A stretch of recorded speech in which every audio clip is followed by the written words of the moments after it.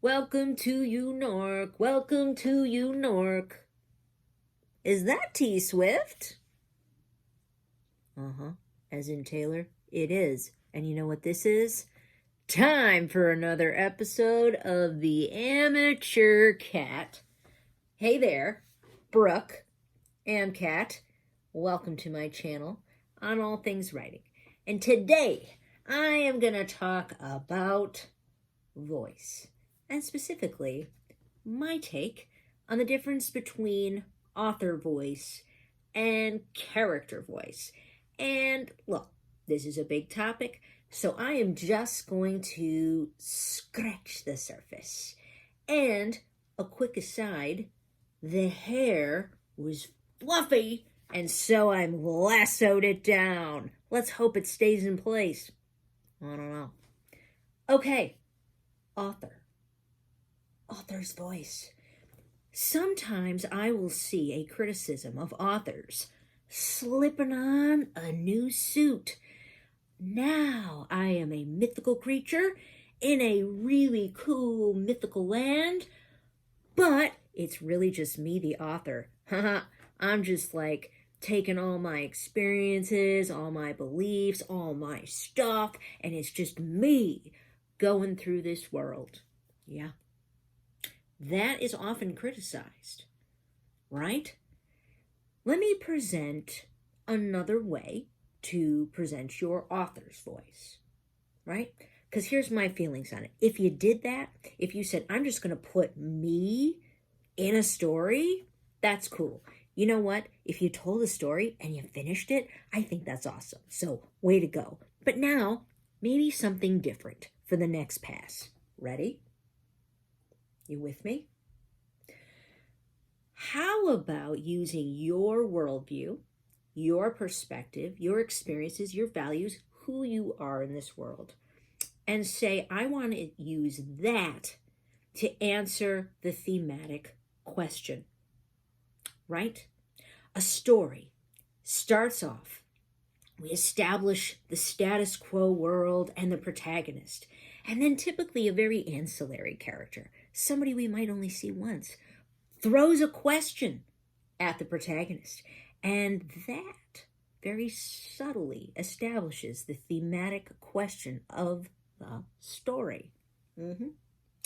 And we have all these other characters that come into the protagonist's world, and that thematic question plays out in different perspectives. But at the end, we answer that thematic question with our author's point of view, right? It's how we see it. That is an important thing to be true to your voice. As an author, a screenwriter, it's important. Why? Because let's say you say, well, here's a really random perspective. I don't agree with it at all, but I've decided to create a whole story and sling that out there in the world, and but I don't agree with it at all. Awkward. No, don't do that. This is a wonderful place to inject your author's voice, which is your perspective on the thematic question. Yeah. So now let's talk about character. Actually, I want to give you an example. So think about The Color Purple. The Color Purple was a book, and then it was made into a movie, and Steven Spielberg made the movie. Now, what if Spike Lee was the director of The Color Purple? It probably would have been very different, right?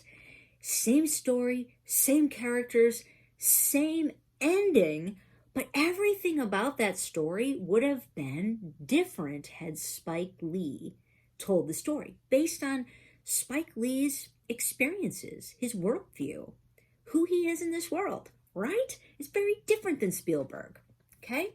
Nothing wrong. In fact, I think it would be awesome if we had multiple versions of The Color Purple. I think that would be really awesome. But it's just a way to kind of illustrate how our author's voice has a role in story. Yeah. Now, let's talk character. And I want to rewind it to welcome to you, Nork. Okay, first of all, you, Nork? Yeah, because I'm going to tell you why I learned a very cool thing about character from Taylor Swift. Yeah, but I cannot mention Taylor Swift without saying welcome to you, Nork, because when the movie The Life of Pets came out, my kiddo was a wee lad and he loved it. We were in the movie theater, shoulder to shoulder with people. We were loving it. My son was belly laughing. And so every time we got into the car for a while after that, we would play that song. And my son would sing it confidently, awesomely.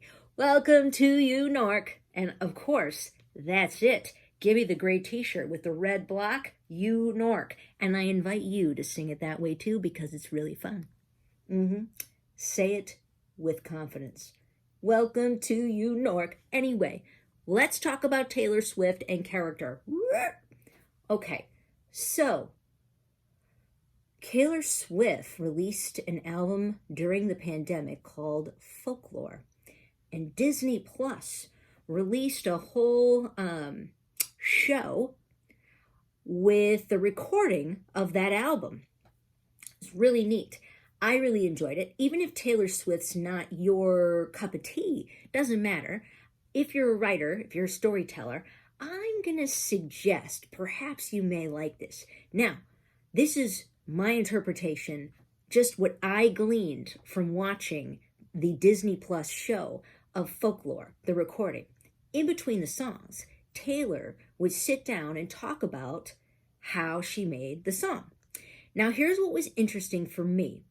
First of all, I think Taylor does an incredible job at storytelling. Yeah, a lot of times when I listen to Taylor Swift songs, I think, I wonder if that's about her. And I do believe there are several instances where she has said, yeah, that story, it came right from my life. So I was curious to see if she was going to tell a bunch of personal stories as she explained how she created these songs. Not the case. Yeah, I learned some really cool stuff about how to build characters. Because essentially, and this is like I say, my observations of what I heard her say, Taylor would essentially think of a moment, right? She would think of a moment, let's say it's the moment you know you're in love, or the moment someone you really trust judges you in a very specific way, or the moment you decide you're going to step out and do something new, right? And then she creates a persona that she basically has that moment collide with a particular type of personality. And then she mashes that up and she has that moment. And then you have to peel it back and say, okay, so let's say it's the moment before somebody you really trusted judges you. Well, let's set that up. Who were you when you were whole with that person, when that relationship was just exactly right? And then what happened that was the catalytic moment that led to the judgment, and then the moment of judgment, and then what happened from there? And you see how a whole story sort of unfolds from just a moment and a persona and a character at the heart of that moment. And it was really neat because the way that she started deconstructing these songs, and she would say, because of that particular type of personality, I wanted this type of pace. And I wanted, let's say if it's sad, it's melancholy, or maybe even if it's a sad topic, there's actually some kind of lightness about it. Maybe it's something that seems really like glittery, but she put reverb on it to give it a totally different feeling, right? So she would talk about how artistically she layered over these different, musical things to tell a story, right? If it's upbeat, is it super mellow, whatever it is, it all was there to capture the personality of the character. But all of those were all, to me, clues that we can use as writers, right? I mean, for instance, I don't know how you workshop your story, but I'm kind of inspired to say, I'm going to go ahead and I'm going to workshop a story from the perspective of moments and character. For instance, the catalyst. What happens to, come up with a really cool personality and the catalyst and mash them together? What happens in that moment, right? I have plenty of big tentpole moments that I can work with, right? I've got the decision, the break into two. How am I going to fix this? I've got the midpoint where things get a little weird and they're not exactly working the way I hoped they would. And then there's the all is lost. We're just about to go into act 3 and do things right. But what is that moment when that character is at their absolute lowest? Those are really cool moments to imagine. And if you can imagine those, then perhaps you can string together the pieces that come in between. Yeah. So my hope is that these illustrations help you think about the difference between author voice and character voice, right? How do we build and craft a character and do that at the same time? It's married with actually a really important beat of our story, and that beat can be captured in a moment that is relatable and that is interesting, right? And anyway, the other characters that go around your character, they're all going to be also another layer, another perspective of that theme, right? Whatever that thematic question is that you're going to answer at the end, you've got these other characters that are going to slice in and show some different sides of that theme, right? So that it's kind of interesting, right? Maybe perhaps there's even some dramatic tension as the story plays out. Like, what is the answer to that thematic question? It's kind of interesting seeing it from this angle, seeing it from this angle.